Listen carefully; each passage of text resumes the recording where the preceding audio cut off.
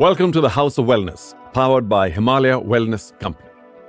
Himalaya is one of the leading global herbal healthcare brands that has been harnessing the science of Ayurveda since the 1930s. Himalaya are present in over 100 countries, spreading the promise of wellness in every home, happiness in every heart, to millions of homes around the globe. In this season, we try and learn about all the different facets of holistic wellness by talking to persons of influence in this world of sport and health and perhaps even the social sector. We can learn a lot more about various facets such as mindfulness, mental well-being, nutrition, and sustainable living. The House of Wellness Season 2 takes us on this magnificent journey to empower us with more knowledge and inspiration so that we can all make holistic wellness a fundamental part of our lives.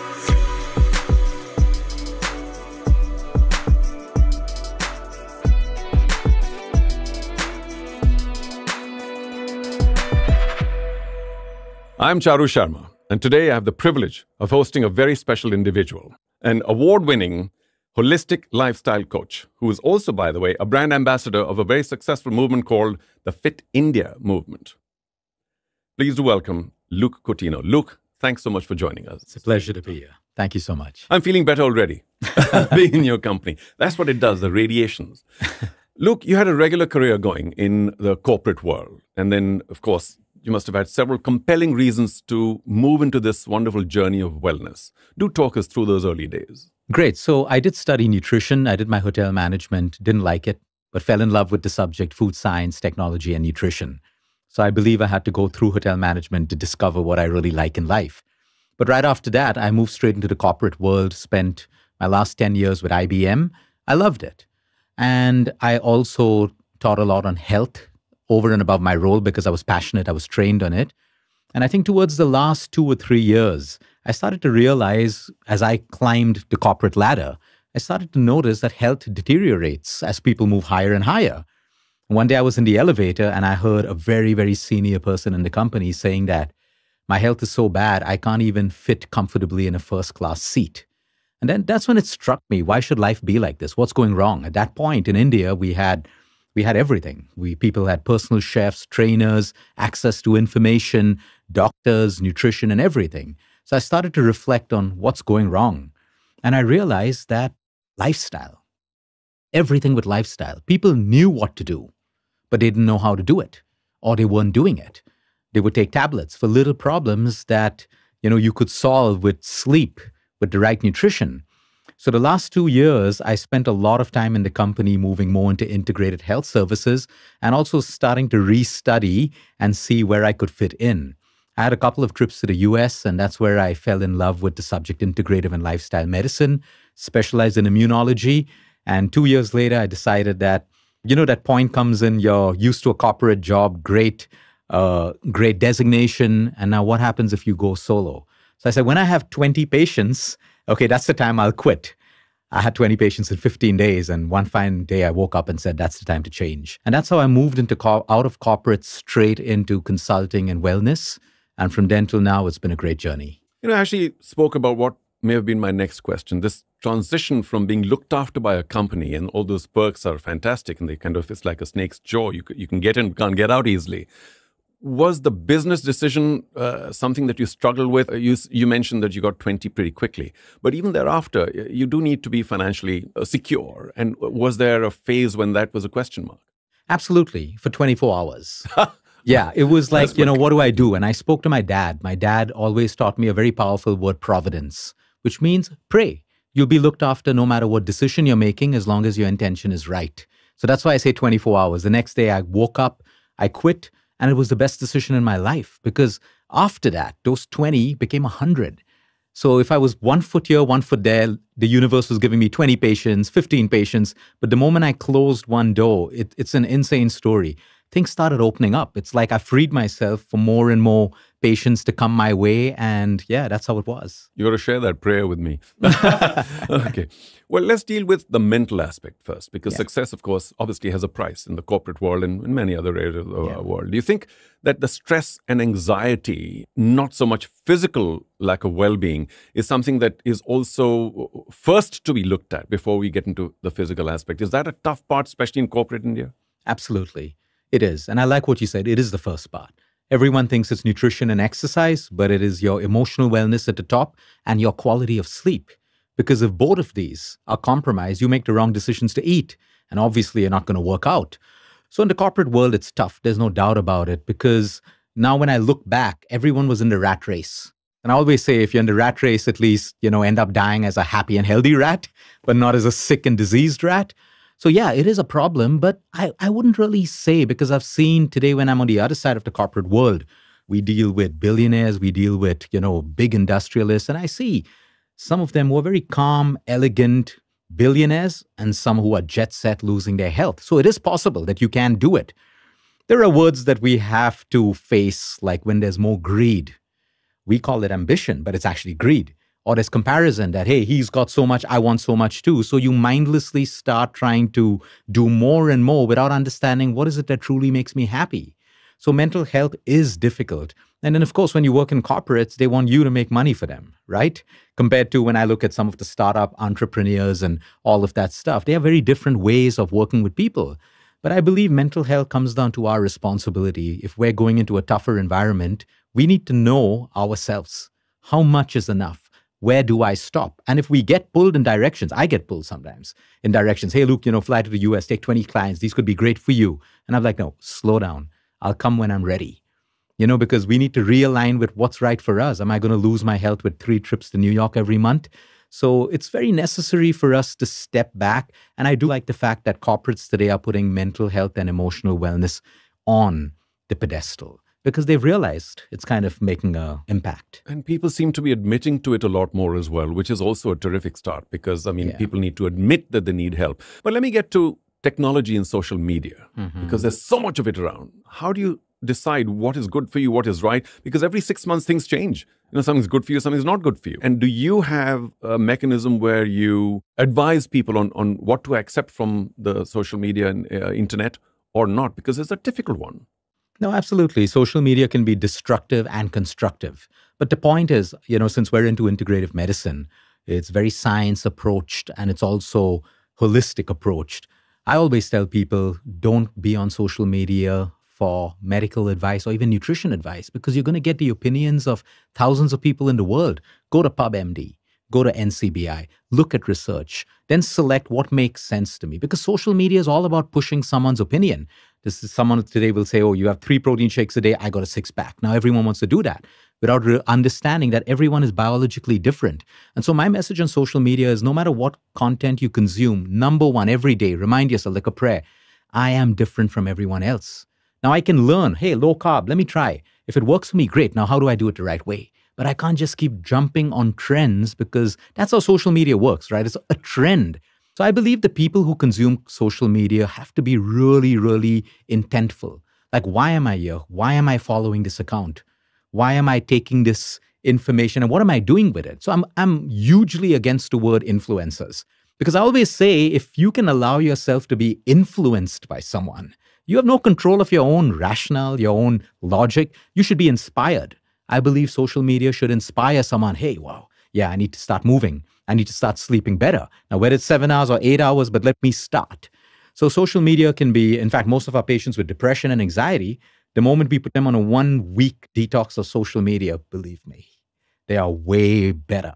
I'm not saying stop your meds if you feel better, but know it's a part of your eventual healing and recovery, that just distancing yourself from all of these opinions can be good. And then there are great accounts. There are great accounts that give you information which is not biased, which is straight up, which is based on science, and which is not opinionated. So there are a lot of accounts that do that. There are a lot of shows that do that.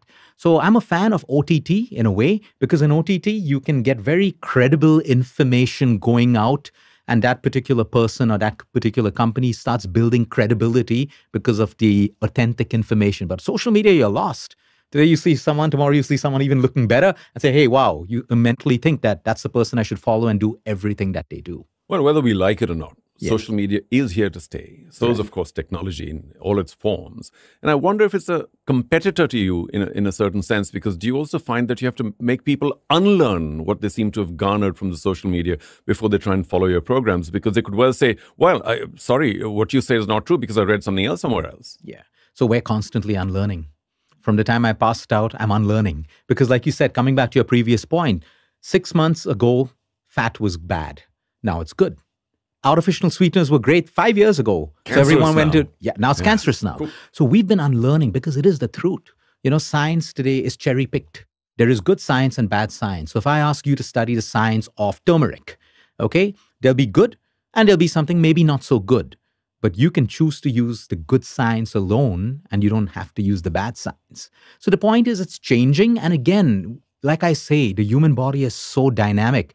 Everyone needs to unlearn, everyone, whether they're doctors, medical professionals, scientists, because everything's evolving. And if we're not open to unlearning and learning new, you know, we just operate from a box. And that's why we're one of the most diseased nations right now. Not happy hearing that. Look, we touched on mental health earlier. Do you think there's enough help for people, enough self-realization? How do we drive that? Because there are so many people out there who are perhaps mentally not comfortable. And yet, if we don't reach out to them, if they don't reach out to us, you, how does it work? I think it's very important that people start to learn how to express emotions. And for that, they have to have the surrounding supportive environment to do that.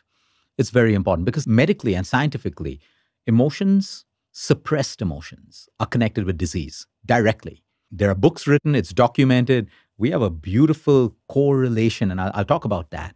We have ER-positive breast cancers, that's estrogen-dominant women, men also, but very few.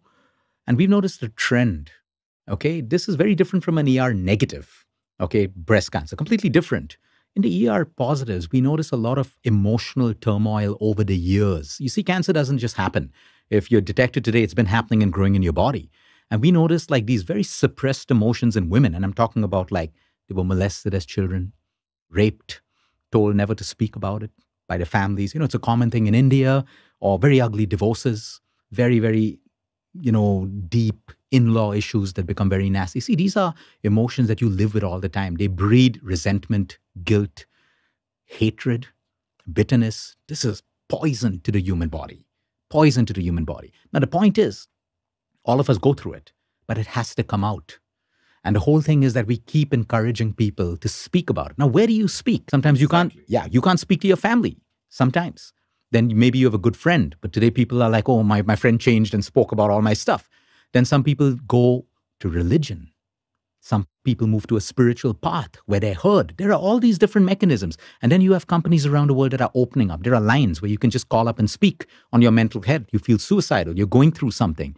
Or, of course, you get a good counselor, a psychologist, or a psychiatrist. But the important thing is people need to know that whatever you suppress will have to come out in this lifetime. It can come out in anger, violence, disease, mental breakdown, but it has to come out. This is something I've learned from my dying patients. I told you I do terminal patients, cancer. So I get the privilege and honor to speak to most of my patients who die, and you learn a lot from them. And I've seen one thing. Whatever has to come out of them has to come before they breathe their last. Whether they need to forgive someone, and if they don't, the pain is incredible. I've noticed this. And when you read books of caregivers to cancer patients, you know, it kind of establishes it. Sometimes there's a patient where even the doctor's saying, it's time God just takes this patient away. Bone cancer, you touch their body, they're in pain. And there have been cases where I speak to the patient, what grudge are you holding? Who do you need to forgive? And some of them, they do it. They'll call that brother, that cousin, whatever, and they're gone peacefully the next day. So I'm saying suppression, we're not meant to as human beings. Again, this is not what Luke is saying. As human beings, we're social beings. We're supposed to talk. If you look at communities around the world, we were communities, whether it's the Maasai tribe in Africa, in South America, the Amazonian tribal people. People talk. People communicate. People share. They're there for one another. But today people meet drink, smoke, vape, high, but there's no real communication, which is why they're not left happy, but they're left actually more depressed, waiting for the next weekend, because it's a temporary band-aid. It's not really social being, but the people who have great relationships, who can talk. Maybe you can't speak to your dad, but speak to your mom. Maybe not your sister, but your brother, or maybe a great friend. But it is so important. And there's another way. If you can't go to a counselor or whatever, journal, write it down. This is such a powerful, write it down, burn it. Or I even love, I do it myself sometimes because some things you can't tell anyone, right? I record a voice note and I delete it. But when you do that, you just release. It is. It's like a pressure cooker. That's the best example, right?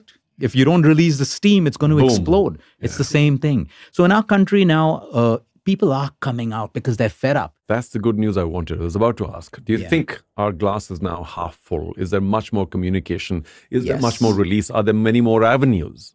Absolutely. And I think the Fit India movement's doing a lot. A lot of private institutes and companies are doing it. I know a lot of corporates they have this mental wellness line open. You can come and talk to us.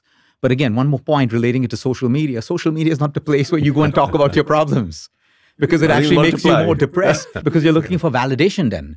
Oh, I'm sad. Everyone love me, like me. And if someone doesn't, or someone trolls you, you're going to be even more depressed. So social media is not your platform, but you can discover people who have great healing programs, therapists. Always do your research, because there are a lot of fake people there and good people.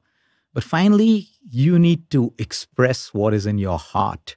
And if you do that, the healing is unbelievable at a mental, emotional, and even physical level. But what about you personally, though? Because I know psychologists who have to often go to another psychologist just to debrief, or whatever the term is. Do you also find that I'm getting a little too caught up in this, and is it difficult for you to then move onto newer discoveries, because you constantly have to destroy an earlier discovery to be able to accept something new? Yeah, but it's fine, because we've kept an open mind. We don't think we're right always. And we have like a whole part on our website and social media that says that Team Luke is always unlearning. Because we want people to know we're willing to change based on what's changing. Because today a medicine changes, the side effects change, right? It could be a different pharma, but the side effects can be totally different. So I think that knowing that we're open to constantly learning actually gives us a lot of credibility and confidence, that people know that, hey, so they reach out to us, hey, Luke, have you heard this new thing? Have you studied it? What's happening over here? And sometimes we have to go back to the drawing board and actually find out, hey, yeah, this is changing. So we're always in a state of unlearning. Well, I'm going to talk about something that's a little difficult, for most people, because we know that the pharmaceutical industry is there and it does a lot of good as well. So you mentioned medicines a short while back. Is it also a struggle to get people off medicines, or are you okay with them following their prescriptions to a certain extent? See, we're in the field of integrative and lifestyle medicine. We don't fight allopathy. If allopathy is going to save my patient's life, obviously, yes. So I do integrative oncology. So 90% of my patients are cancer. Stage 2, 3, 4. Am I going to say no to chemotherapy? Absolutely not. Radiation, absolutely not. But yes, we will have discussions with the doctor if it's an 80-year-old man who's already frail, and we're going to question and ask, do you really think this patient needs so much of chemo? Speak to the family. And a lot of families say, hey, if he's got 1 year to live, let him live comfortably. We don't want chemo destroying the body. So in integrative medicine, we're not alternative. We have oncologists on our team. We have radiologists. We have surgeons. We embrace anything that heals the patient. So tomorrow, if there's a new herb that can bring health to our patient, it's backed by science, and professionals all around. The team says, hey, yeah, if by adding curcumin after chemotherapy, we can reduce inflammation. Of course, we're going to embrace it. So for us, integrative medicine is the patient in front, and anything and everything that works for the patient's good without harm. So we won't say, or we won't find fault with any form of medicine. And of course, see, I'll be honest with you. There's good medicine and there's bad medicine. Like there's good nutrition, bad nutrition. There's good exercise, bad exercise. And like that, you can take it to people. There are good doctors, bad doctors, good nutrition is bad. So sometimes you need to challenge the system a bit and say, like, why are you medicating this patient so much when the levels are coming down? Give the body a chance. And the beauty is over the last 9 years, we've built so much of credibility that doctors are, let's slow down. He's willing to work out, willing to stop smoking. Let's see what changes. That's what integrative medicine is about, changing lifestyle along with medicine in the hope that You get better so your own doctors can reduce your meds or eventually stop them. Yeah, well, I wish it was as simple as 2 plus 2 is equal to 4 or some kind of mathematical situation, because a lot of these are universally accepted, but they do keep changing. So once again, the decision of what to accept and what not to in the field of wellness could be tricky. But let me get on to something which is of relevance when you talk about the most simplistic form of exercise. We'll get to that too. Of, say, joining a wellness outfit. At the lowest level, a gym, because it's the motivational levels that seem to be a problem. You know, people join, they're convinced, and then just to keep them going seems to be a really tough nut to crack. Do you find that happening with people that you accept as well under your fold, that, you know, this it's so difficult for them to remain motivated to keep doing the right thing in this journey for holistic wellness? No, absolutely. And the point, you know, if we're going to fix this problem in the world, we have to fix the use of the word motivation. It's the wrong word. Motivation is for people who have not yet decided that they want to achieve something. They're still here and there. They're like, oh, okay, let me try on the 1st of Jan to join the gym. And by the 7th of Jan, they've stopped. I like using the word inspiration. How can I inspire people to start making a change in their health? Because motivation, you're giving them a choice. Oh, if I'm not motivated, I won't do it. They still hold a power. But when the human mind decides, nothing can stop it. Of course, you'll fail. Even the most inspired people will miss a workout once or twice in a week, but they'll get back on track. The motivated person will say, oh, motivation doesn't work with me. So for example, you watch 10 YouTube videos to get the motivation to go to a gym. Tomorrow you need another 10 and then another 10. So I like using the word inspiration, but it is because it's human behavior. It's not to judge a person. Everyone's priorities are different. Someone who values health will not have to be inspired or motivated. Someone who values money will not have to be inspired or motivated to make money. So I think it all comes down to, again, the emotional part. If I'm trying to change my health, how do I make it a value? How do I make it a priority? When I make it a priority, like if we give all the audience, like say a Rolls Royce, for example, we won't have to motivate them to look after it, right? Why? It's got value. For most parents, we don't have to motivate them to love their kids because it's got value. So when there's value, automatically we shift inside, and the shift has to come from inside for us to be consistent with change. So which is your latest Rolls Royce? No, I'm just kidding. Just kidding. You'll get that. Yeah. Let's talk about nutrition, because you mentioned that earlier and we touched upon it, but that's such a vast field. Yeah. And what are your thoughts on the middle path? Because it's very difficult for an average citizen to follow a very strict nutritional path, because you're not at the same place all the time. You don't have access to your own kitchen through the day and so on and so forth. So you'll end up eating a little bit of this, that, and the other. Is there a middle path, or are you saying, listen, you do exactly the right thing nutritionally, or sorry, I can't help you? We don't believe in diets. We don't believe in the word diet, because your body is dynamically changing. Now, if I give you a piece of paper and email saying eat this on Monday, Tuesday, Wednesday, your body's dynamically changing. Today, maybe you worked out more. Maybe you had more mental stress. The kind of food you eat and the consumption of energy is going to be different. So even we handle a lot of athletes. Okay, their plan is constantly changing according to their training, according to their rest, according to everything. So we don't like the word diet. Now, of course, specifically for a disease, you may have to be very nutritionally accurate. Like 16 cycles of chemo, yes, we're going to have to reach at least 80% of accuracy. But for everyone else, it is simple. And this is not what Luke says. I've learned over time that we can't preach because we don't know what's right. Tomorrow it may change. But there you go. We do know what the human body requires for survival. It needs vitamins, minerals, depending on your activity, the macros, protein, fat, carbohydrates, depending on your activity. If you're sedentary, of course, you don't need that many carbohydrates. But if you're active, you need the right quality of carbohydrates. So I always ask people, this is what your body needs. Now, can you manage it, whether you're on a flight, hotel, staying in a different city? And they all say, hey, yeah, we can. We can choose this at the buffet. We can order this. So we like to coach people into understanding this is what your body needs. And this is what you need to give it. So can I get a probiotic after my meal? Can I have some curd? Can I have some yogurt? You're making your meal nutritionally dense. Do I need to start my meal with sugar or a donut or carb? No, I can put that at the end of my meal. So I have a flow, because the body works on anatomy, on a particular flow of food.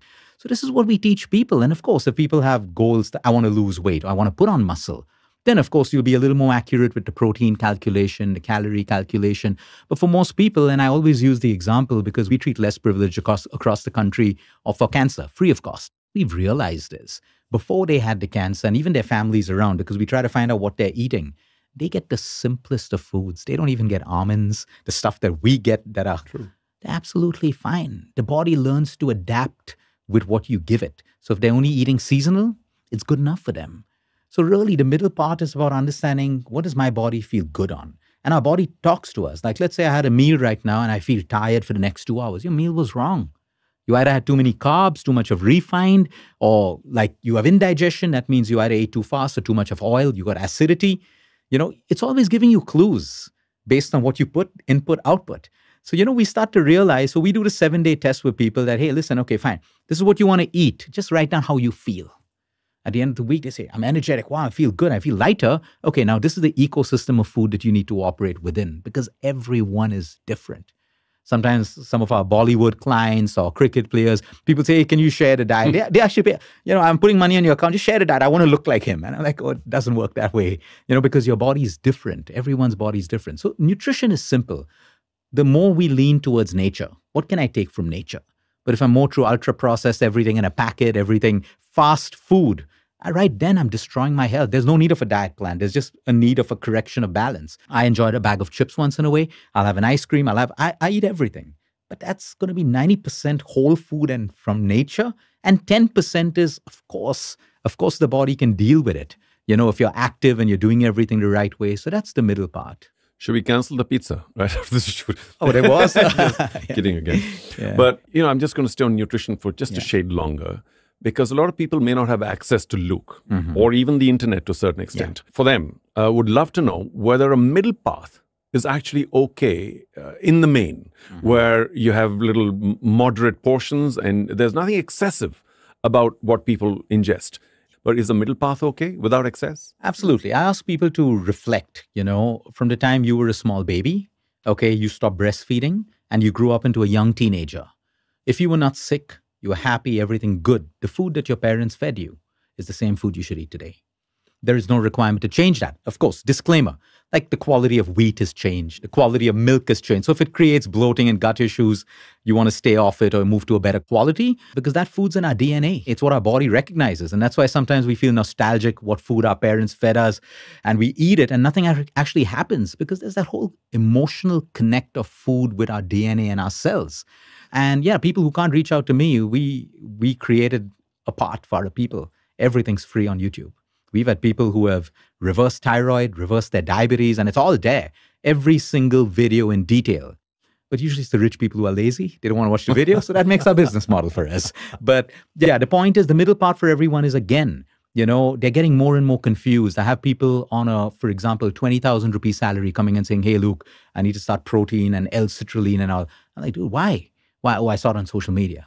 I'm like, listen, just start with a couple of push-ups, go home and eat your home food and you'll be fine. The middle part for today is home food. And I'll tell you why. It's a simple example.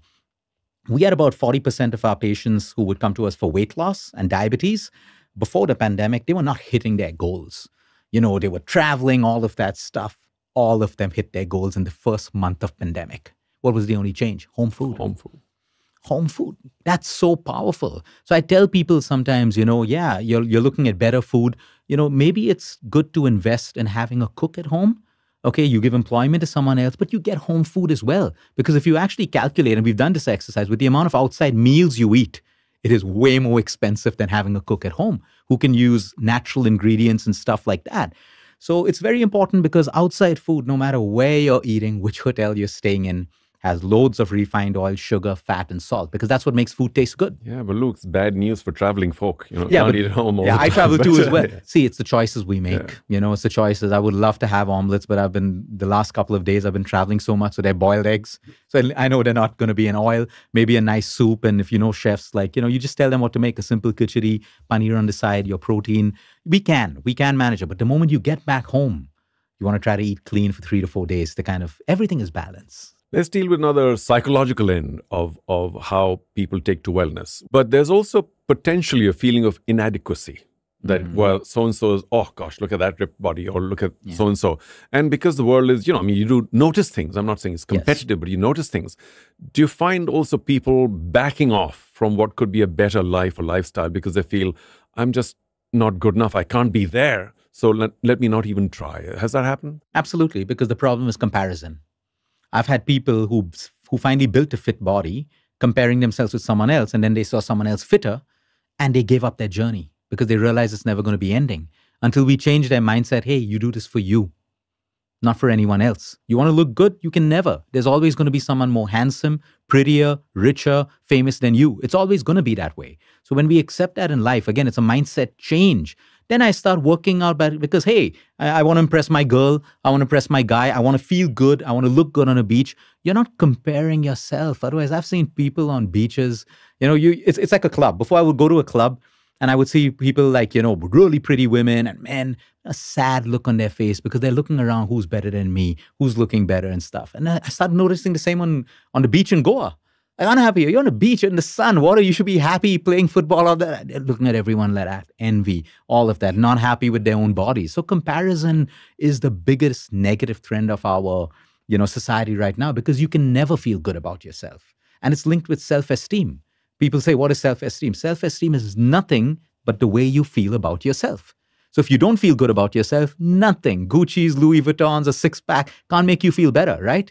And then we need vices because we need to now numb ourselves into feeling that we're better about ourselves. So that's the psychological part of it. And I think, look good if you want, but do it for you.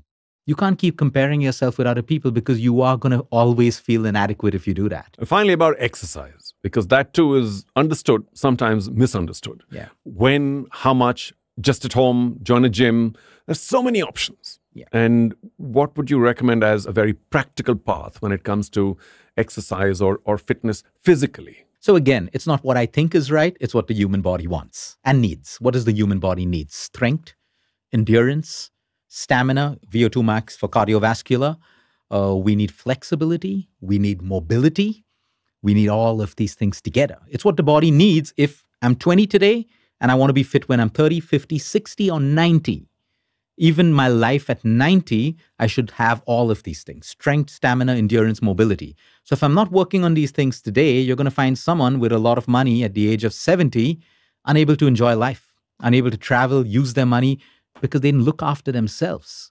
So this is what the body needs. Now, how do we get it? The most inexpensive way: yoga, walking or jogging or running, and use your own body weight. Push-ups, squats, pull-ups, put up a bar. As everyone should have a pull-up bar in their home. You can't do a pull-up, hang on the bar. They're called dead hangs. Very, very powerful. Planks, lunges. You can do this in a hotel room. You can do it in a gym. Now, if you need the inspiration or you like seeing fit people or you're fit and you get motivated, join a gym. I don't have a problem with that. But train the right way. Safety first. Number two, don't say that, oh, I've started this program and you see someone else doing a different program tomorrow and you immediately change your program. Sometimes the body does plateau, but you just got to keep going. And everyone wants to change at that point. You like to dance? Great exercise. You like to play a sport? Fantastic exercise. So you see, it's not really about exercise, it's about movement. Now, how flexible am I? Can I touch my toes without bending my knees? That tells me about the health of my spine. So now yoga gradually moves us into that movement, and it's never too late to start. You could be 50, 60, 70, but start it. You think it's slow, do 30 minutes. So now in my day, on my entire week, I can do any of these things. I don't have to follow a box like 3 days I'm going to do this and 3 days I'm going to do that. And if I don't have 1 hour, I can do 30 minutes. If I don't have 30 minutes, I can do 15 minutes. What is important with exercise and movement is consistency. If I'm consistent with 10 minutes a day, you may think, what will 10 minutes do for my body? You'll be surprised. Better than nothing. Exactly. Yeah, me personally, I have a confession to make. I love sport. Mm-hmm. And that's what I try and do whenever I have time. Mm-hmm. But I don't think I'm exercising enough. So every once in a while I get injured because you're trying to do stuff that, so I have to mix the two and I'm not finding the right middle path. So flexibility and mobility will prevent injury. Yeah. I remember in various sort of commentary days of mine where some of the sports persons would go to a gym and just do stretching. Yeah. Which I thought was, for 30 years ago, pretty superior thing to be doing. Absolutely. Yeah. All right, Luke, it's going to be a quick question. I need a quick answer. All right. Yeah, so don't think too much about it, okay? Mm-hmm. A superfood you can't live without. It would be turmeric. Wow. Okay. I'm going to remember all of these, by the way.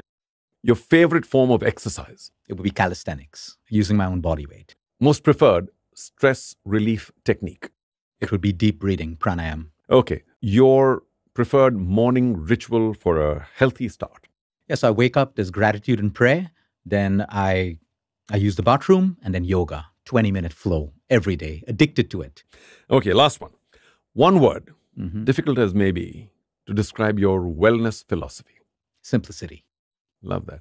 Look, listen, it's been a wonderful conversation. I'm so glad we met. And what I said right at the top was, I'm feeling better already. Guess what? I'm feeling better now than I was at the top. And thank you for doing so much for cancer patients and for everybody else whose lives you touch. All the best. Thank you. Thank you so much. And that wraps up today's episode of House of Wellness Season 2. Luke was truly amazing, motivational, inspirational. And I hope all of you learned something new, something different, something beneficial to be able to lead your lives with a lot more understanding of holistic wellness. Remember, it's all within you. So be kind, be gentle, be well. Thanks for tuning in. Until next time, goodbye.